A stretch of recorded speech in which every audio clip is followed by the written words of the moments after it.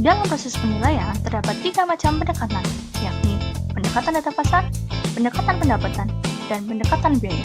Pada video ini akan dibahas mengenai pendekatan biaya. Halo, saya adalah Feluar, akan menjelaskan tentang pendekatan biaya. Simak baik-baik ya.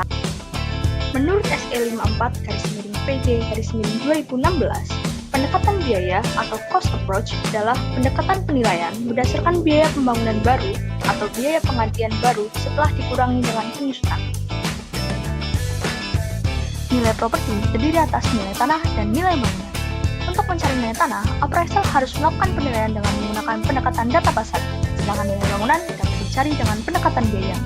Nilai bangunan dihitung dengan rumus RPN dikurangi depresiasi. Sebelumnya dijelaskan bahwa nilai bangunan dihitung dengan RCN dikurangi depresiasi. RCN dapat berarti reproduction cost yield atau replacement cost yield. Apa beda dua hal tersebut? Biaya reproduksi baru adalah perkiraan biaya pembangunan sebuah bangunan pada tanggal penilaian yang diasumsikan terhadap duplikat atau replika bangunan yang dinilai dengan menggunakan material, desain, dan pekerjaan yang sama.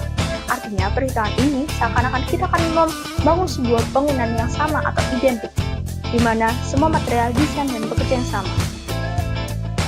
Biaya penggantian baru adalah perkiraan biaya pembangunan sebuah bangunan pada tanggal penilaian yang diestimasikan menggunakan bahan material pengganti dan desain standar. Replacement cost ini bisa digunakan pada bangunan lama, karena bahan material, teknologi, maupun desain sudah tidak ada sekarang, sehingga untuk menentukan nilai harus dengan menggunakan bahan material pengganti dan desain yang ada saat ini. Apa itu penyusutan atau depresiasi?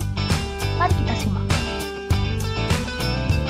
Penyusutan atau depresiasi adalah pengurangan nilai dari nilai pembuatan baru. Misalnya penyusutan ditentukan dari waktu membangun sampai saat penilaian. Jenis penyusutan ada 3 macam. Yang pertama, kerusakan fisik. Ini terjadi ketika bangunan sudah rapuh retak ataupun sudah termakan usia. Yang kedua, ada kemunduran fungsional. Ini terjadi ketika perencanaan di awal tidak matang sehingga bangunan tidak seimbang. Yang ketiga, ada kemunduran ekonomi yang berasal dari faktor luar bangunan, seperti regulasi. Pendekatan biaya mempunyai 4 metode. Yang pertama, survei kuantitas, di mana metode ini perhitungannya secara rinci di setiap komponen bangunan. Metode ini memakan waktu yang lama, namun hasilnya sangat teliti. Yang kedua, metode unit terpasang, di mana perhitungannya berdasarkan satuan unit komponen. Metode ini membagi bangunan yang dihitung biayanya menjadi beberapa unit besar, contohnya plafon, fondasi. Yang ketiga, metode meter persegi. Metode ini perhitungannya dengan membandingkan biaya per meter bangunan yang dinilai dengan bangunan yang sejenis. Yang terakhir, metode indeks biaya.